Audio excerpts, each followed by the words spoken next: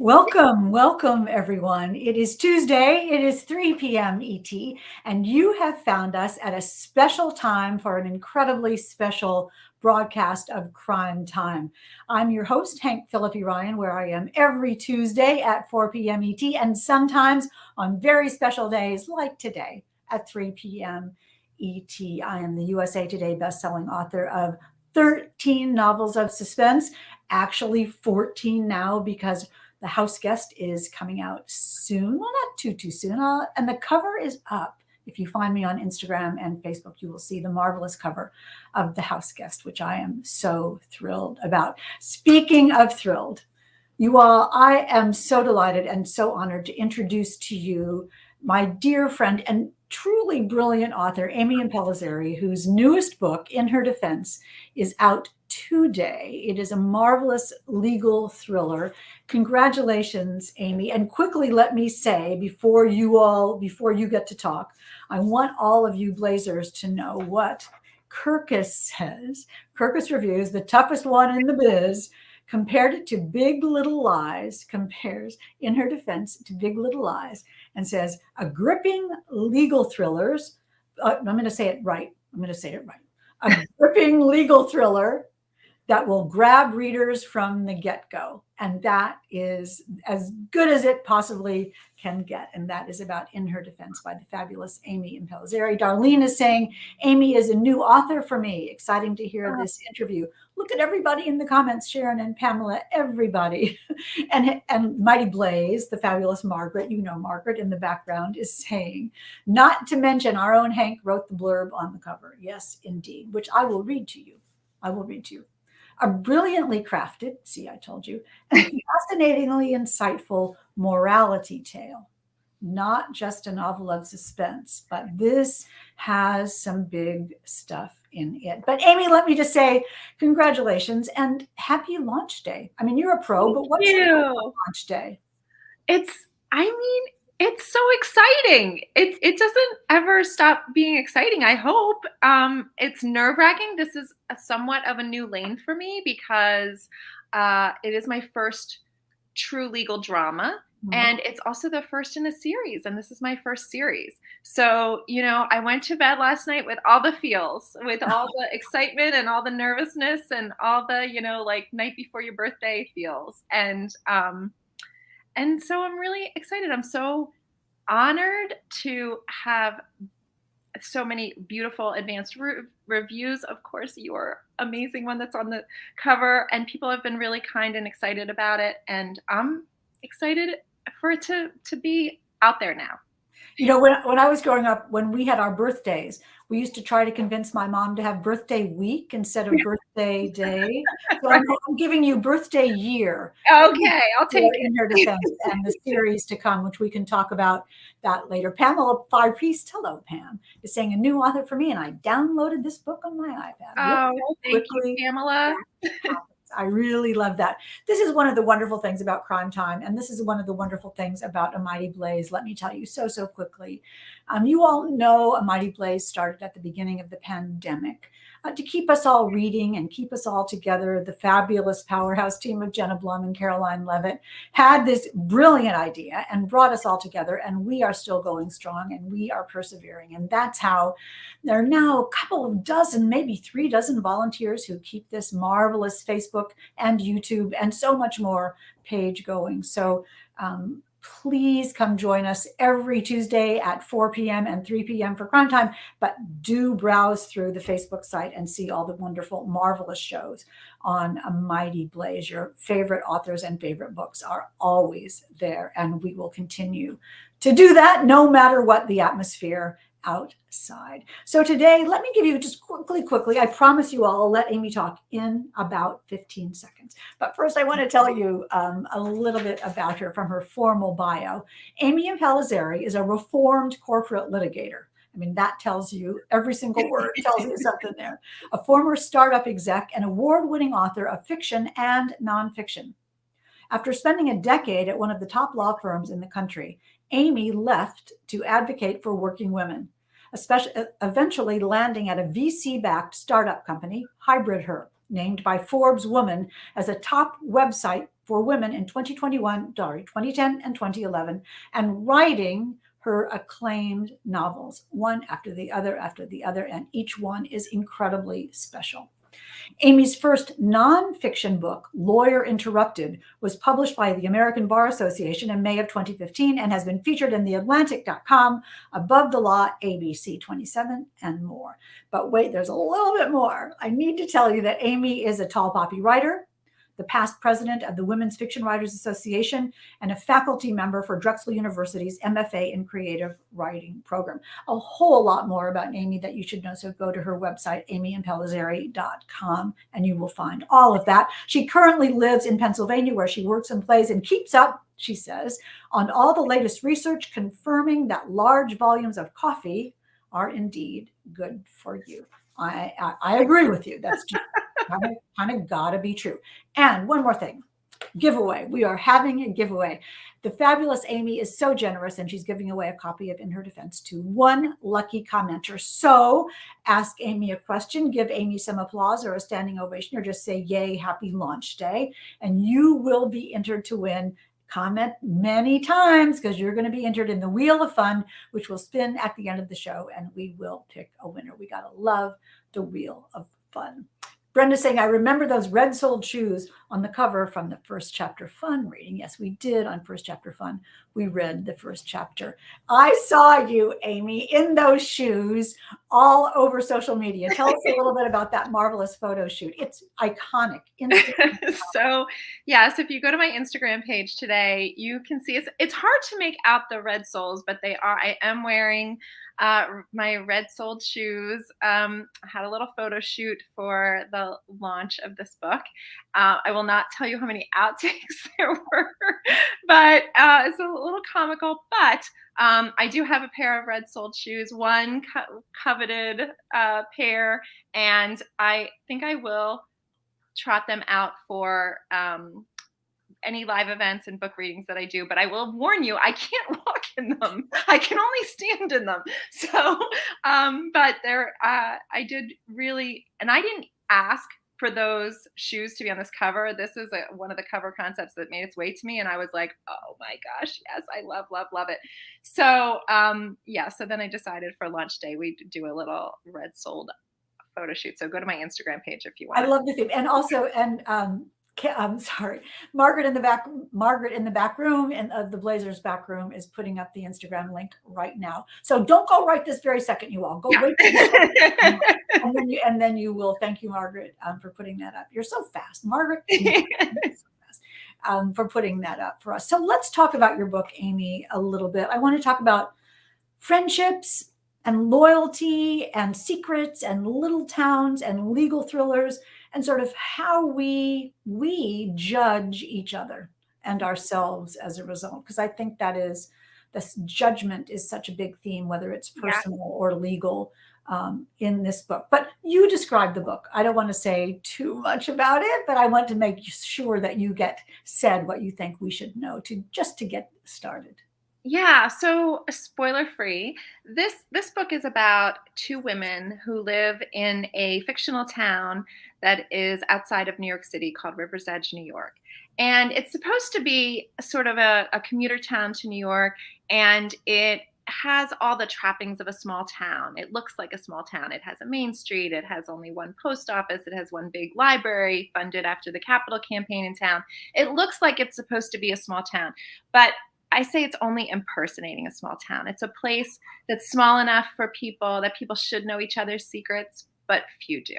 Mm-hmm. And so there are secrets rampant in this town, and that's going to provide the stepping off point for the series. The series is going to focus each book on a different trial and a different set of characters, but it's going to all revolve around this town.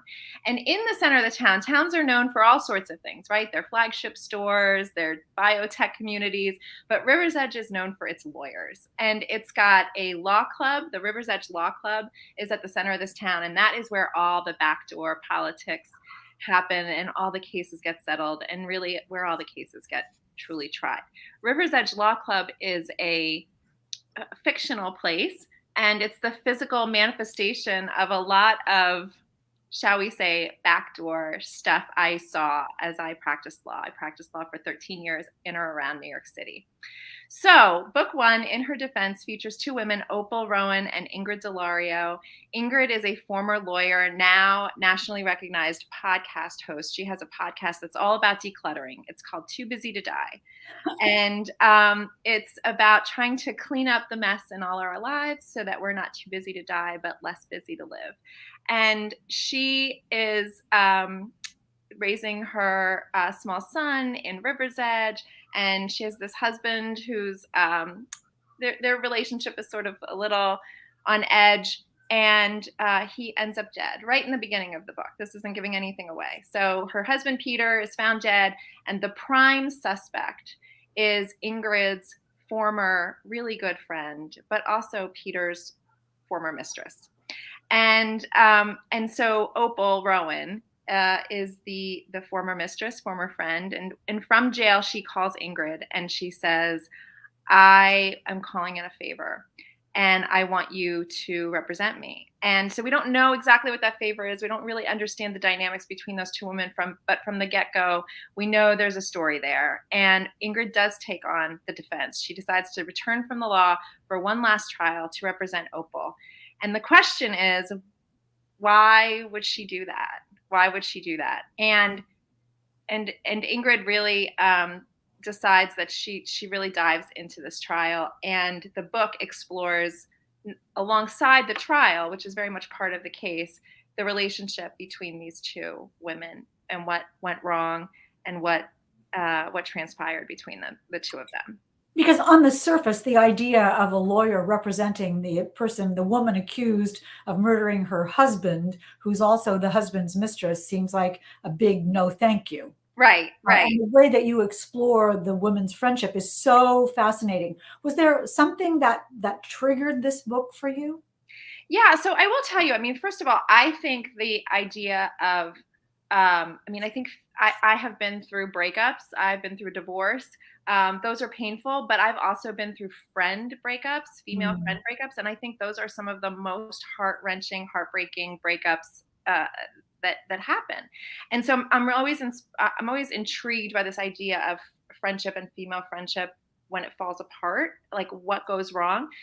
But I had a friendship that went wrong. That was just a stepping off point for this book. And when I first moved to town, when I first left the law, when I left New York City over a decade ago, we moved to this small town in Pennsylvania. I didn't know anybody. And my son, one of my sons was starting preschool, and he made fast friends with a fellow preschooler. And he would come home and talk about him all the time.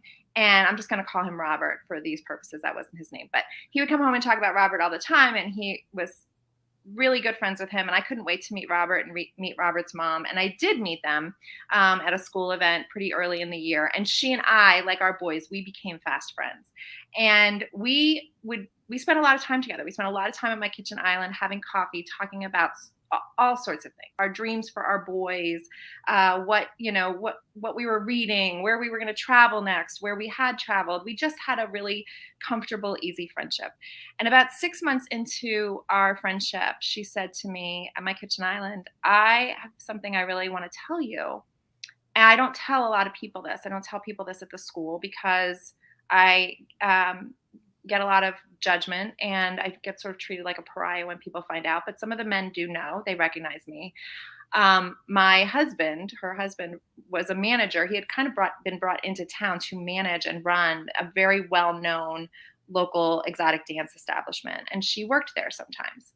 And so this was her revelation. And I don't know. Not as a bartender. No. And so I don't know what you would do, but I know what I thought I would do. At that stage of our relationship, I thought that I would throw my arms around her and say, "Thank you for trusting me with this information. You're an incredible woman. Your son is an incredible little boy. You're a great mother. This isn't going to change anything." And I did those things. And I said those things. And in my brain, I kept saying to myself, "Please let me be worthy of this confession, like this admission. Please let me be worthy of this. Please let these be true words coming from me." And it's like I wanted to feel those things. but it was hard. Like there was a shift between the two of us. Mm.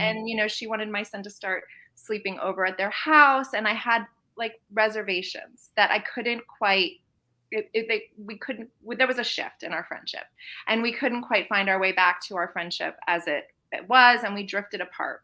And our boys, she ended up moving away, and but the following year my son, not because of this revelation, but my son ended up enrolling in a different school, and we just drifted apart.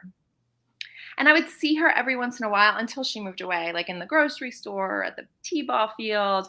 And we would sort of make eye contact, and then she would look away. And I felt so ashamed. Like I just felt so ashamed that I always had this idea that if I wrote a story about a female friendship gone wrong, I would like to explore this, and I would like to sort of write, I think of this a little bit as like a love letter to her, because it really is about, it's about, not judging, but also second chances, Uh, and about sort of like really what is beneath the surface. Like people are so much more than their sort of surface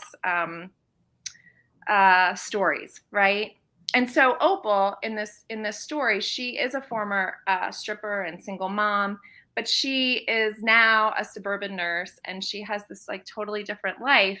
But um, Ingrid and she have had a friendship through the years, and obviously something went wrong.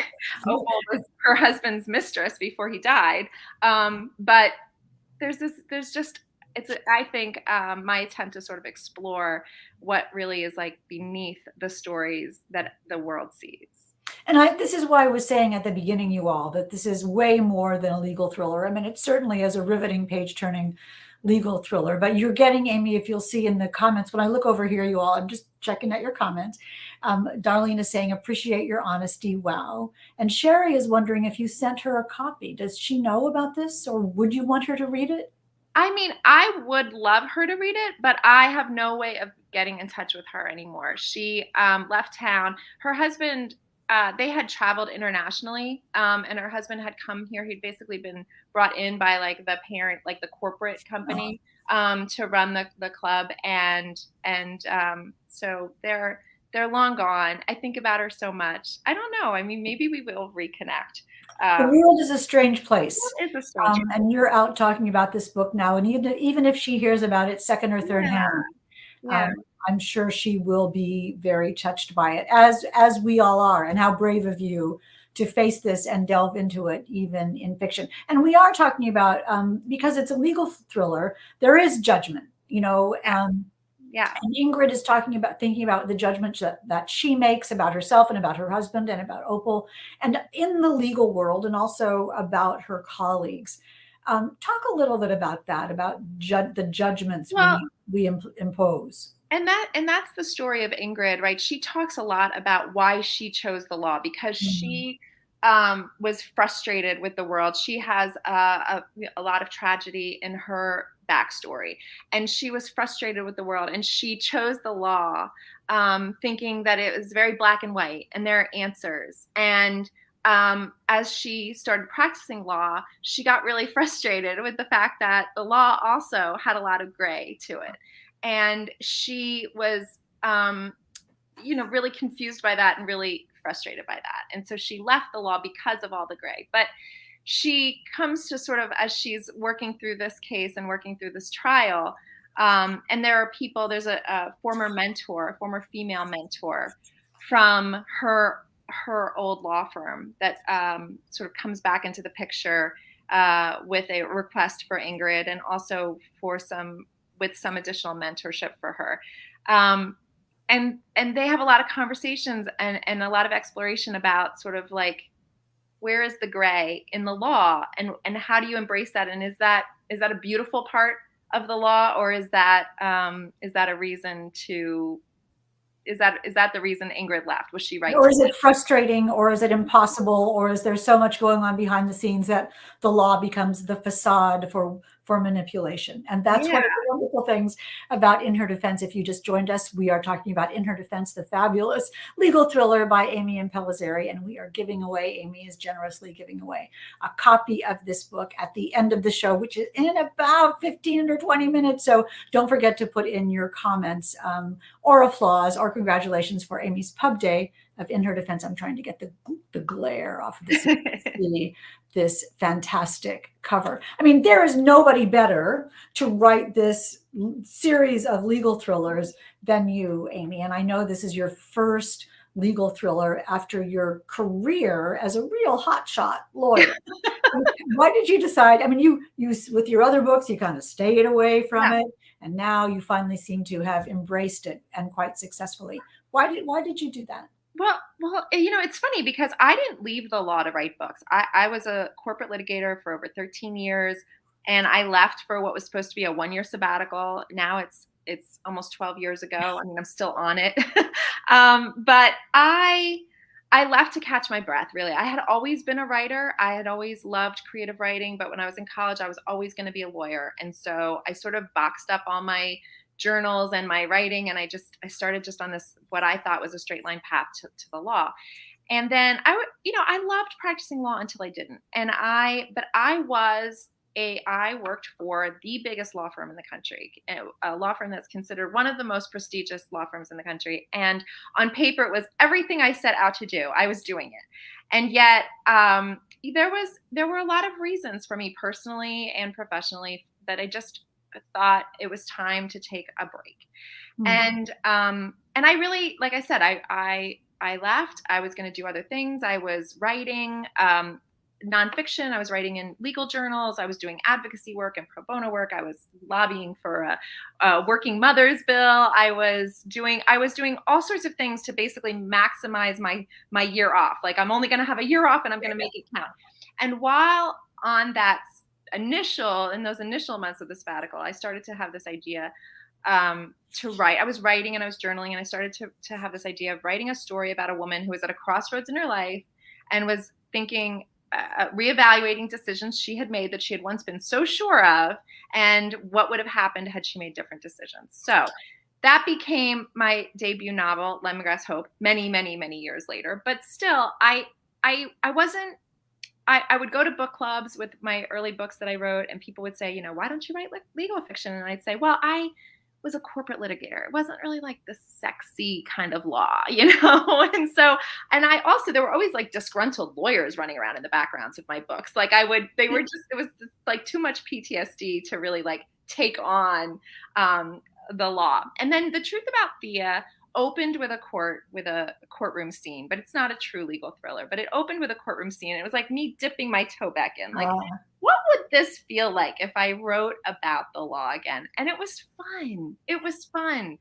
And so, during Well, you understand, I mean, you understand the rhythm of it and the music of it and the persuasive storytelling of being a lawyer. And one of the things that's so similar, I mean, Sherry is saying, how come so many lawyers end up being authors? I mean, it's being a good lawyer is about telling a good story, a good persuasive story, using the facts that you want and keeping a judge or a jury riveted to what you're going to say and then believing in it. And how did that, do you agree? And did that yeah. translate to your writing?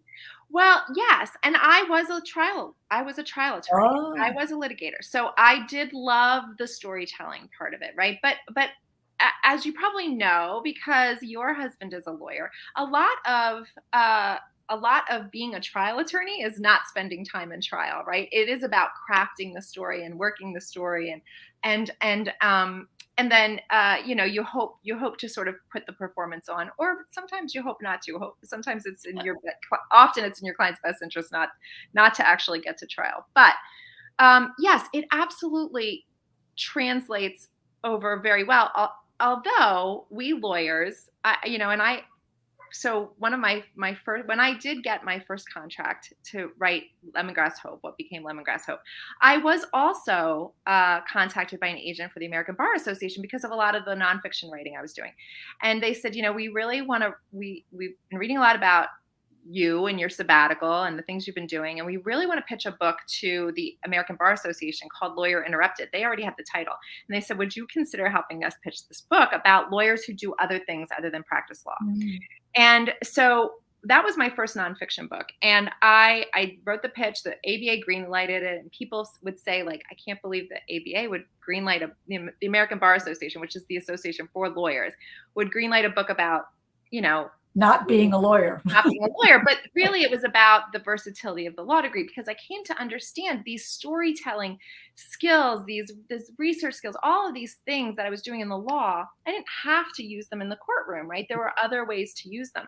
And I also talk about how, like, I remember there are so many lawyers with these pent up creative dreams and creative passions that can't find a way to express them. And after I left the law, I started finding them. I started seeking them out, right? You would sort of like read about somebody who opened a coffee shop, or you'd read about, a former lawyer who was now like a brewer. And I was like, where does this come from? And because I remember I worked in New York City, I worked in the Condé Nast building.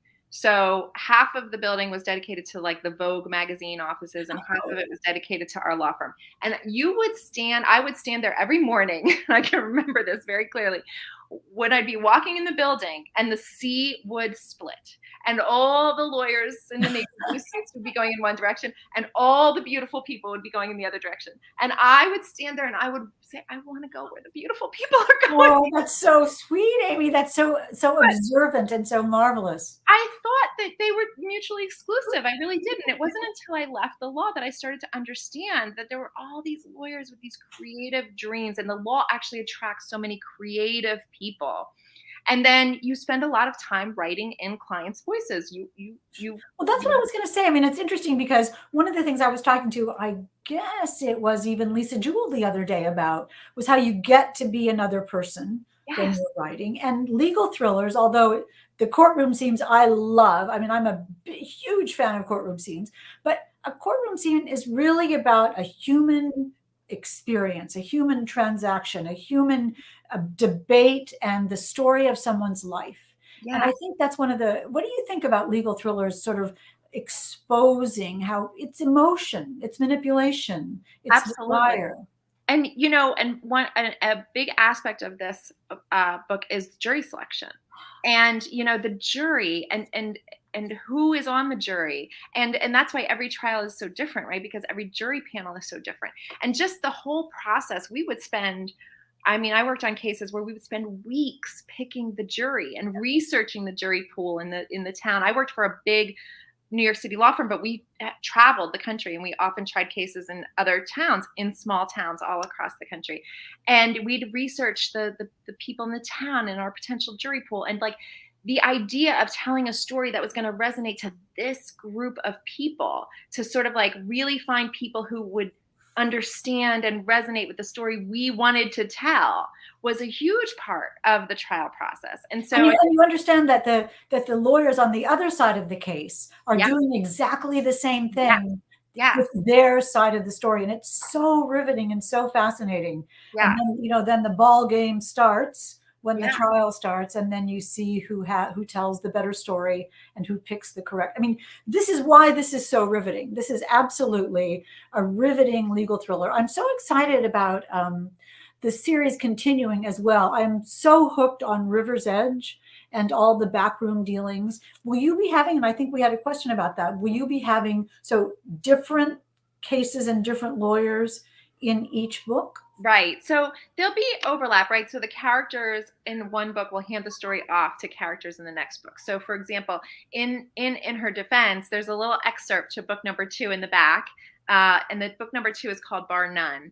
And the law clerk for the judge who's trying the case, Carly Jenner, it becomes at the very end of the story a front and center character, and she takes the story, and it's her story. Bar None is Carly Jenner, the law clerk from In Her Defense, becomes the main character in Bar None. So there's going to be sort of some overlap, and people have asked me, will we see Ingrid and Opal again?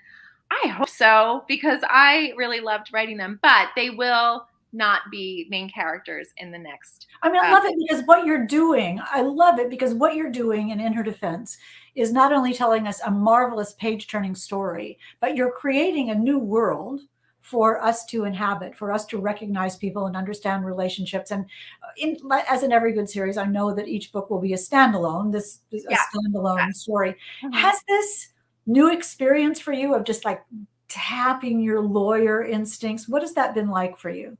It's been really fun, and I don't think I could have done it any sooner than now. Like, I feel like, I needed a little bit of distance, I needed a little bit of perspective, and I have really refined my writing process because this book is the most methodically plotted book I've written, Oh, and I know you and I have talked about the writing process, and you have a completely different, brilliant process, obviously.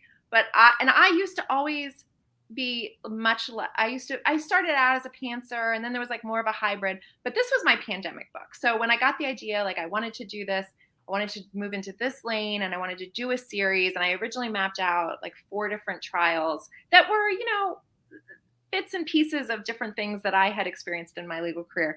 And I plotted this book with the board and the colored post-its, and I mean, and I just couldn't have done that, a couple of years ago. It's also like plotting out a case though. Ah, When you're working on a case, yeah, you know what your theory of the case yeah, is, and you yeah. know what evidence you have and what characters you have, and how to place them. And that's exactly after your experience of writing novels and how that feels, you know what a novel sounds like that. So Margaret is saying yes to colored post-its. We love Yes. colored post-its. Yeah, and And so being a very successful legal thriller writer now, and congratulations on your mad success with this and continuing books. You also have a book club and a podcast and all kinds of other things that you do. And I know that our primetime viewers and listeners would love to hear more about that. Tell us your extracurricular activities. Well, I am so excited because my last book came out on the eve of the pandemic, and it's called "I Know How This Ends." And ironically, it was set against the backdrop of something that never happened: a very crowded commencement ceremony in the spring of 2020. And so beautifully, when that book came out, the book tour was canceled, and I was sort of scrambling for virtual things. Caroline Levitt was one of the first generous people who shared, asked me to do a short video and shared in sort of like the predecessor days of what became Mighty Blaze. And so, but I started thinking I had all these friends who were in a similar boat, who were launching books at the same time, who were being really generous with me. I really wanted to pay it forward. So I started a virtual book club called I Know How This Book Ends. And Hank, I mean, you were so generous, and we had Lucky. I call it lucky, not generous. well, our book club got an advance peek at your book, and we really had a lot of fun, and we did it for a couple of months, and then I had to write. Then I had to sort of take some time away from it to write what became In Her Defense. But Speak Studio, which is a startup company that does podcast production, and they're working on some really fun things. They asked me to turn the book club into an original production for them, and so they are producing the I Know How This Book Ends podcast now in season 2, and it's been really fun. Season 1 was a lot of just all my favorite authors. Hank was on, of course, and season 2, because season 1, some people were listening and have gotten excited about it. Now I get all these publicists and editors send me advanced copies of books. So season 2 has been all basically episodes that we pre-record. I read all the books, we pre-record them, and then we set them to air on launch day. So it's Brilliant. been really, really fun. And today on the podcast is I am taking questions from advanced reviewers, and there's a special launch day episode today. But it's just a really fun. And then we've got some bonus episodes coming up that you'll have to subscribe. You can find it on Apple Podcasts and Spotify and Google Podcasts. So subscribe and follow wherever you listen to your podcasts. And the fabulous Margaret is putting that up in the chat, so you will all be able to see that. We are coming up to the time of your questions and the giveaway, so make sure you put questions in the chat because we're going to give away a book in a couple of minutes. Congratulations, Amy. Thank I mean, you. you have, your 1 year sabbatical Yes. turned into this brilliant life. And someone was saying in the comment that it's so brave, that you opened the door and took a tentative step, but you changed something that you thought you had always wanted. What's your message about that to other people who might feel, well, I've made my decision and there it is? Yeah, I tell a lot of people, I mean, first of all, you don't have to know how it ends when you start, which was something that was really hard for me to wrap my brain around. Like this, there had always been this very set trajectory. For law school, you go to law school, you take the bar, you do the things. This was a little different of a path, but also I tell a lot of lawyer would-be writers and others, do it on the side. Try it out on the side. We lawyers are very risk averse, and yet a lot of people find, I was doing it on the side, right? I was working for a startup company, I was doing other things, and I was writing on the side, and I was gathering my courage. You don't have to leap and find all the courage in one day. I was sort of gathering my courage so that by the time I really was ready to leap, there was a little bit of a net there. So it was good. Yeah. Congratulations. You're such an inspiration, and it's so marvelous. And I'm so thrilled to see In Her Defense by Amy Impellizzeri out right now. We have a couple more minutes for questions if anybody has any questions. Julie, hey, Julie, so nice to see you here. What was the hardest thing and the easiest thing about writing this book? Good. Yeah. So, I mean, honestly, I think the easiest thing probably was the courtroom scenes. That was the easiest thing for me, and it was that was so fun. That was so fun to relive. Writing about jury selection was just so fun, and was definitely inspired by lots of real life events. It's a totally fictional book, but so I think definitely the easiest thing is writing the courtroom scenes. But the hardest thing was writing about these two women and writing about their friendship, their relationship, in a way that really I wanted it to be both believable, but also achieve the ending that I had in mind. So, yeah, thank you for that question. That's really a great question because there's such a balance in writing a novel, and you just persevere, and it's such a joy when it all begins to. Yeah. Sherry is asking, hey Sherry, do you have a favorite place to write? Yeah, I just got back from the Bahamas, and I can tell you that was a really great place to Did write. you actually write in the Bahamas?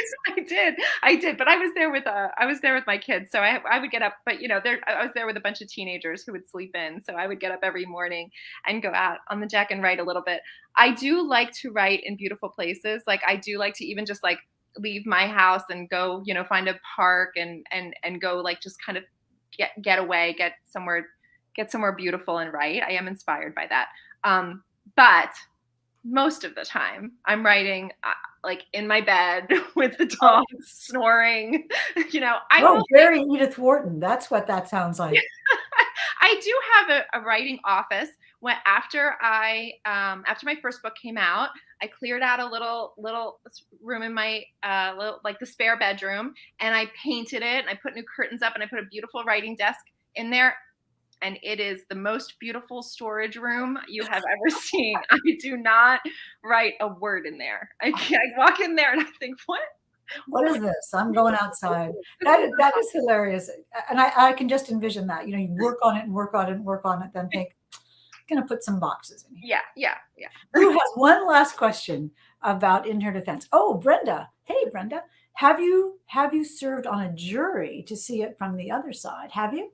So I haven't. So I'll date myself here, but it used to be that lawyers could never serve on juries. That is not the rule anymore. But it used to be as soon as you, when I first started practicing, as soon as you said you were a lawyer, you were automatically disqualified. And it was so, you would just check that little box and send it right back in. That's not the case anymore.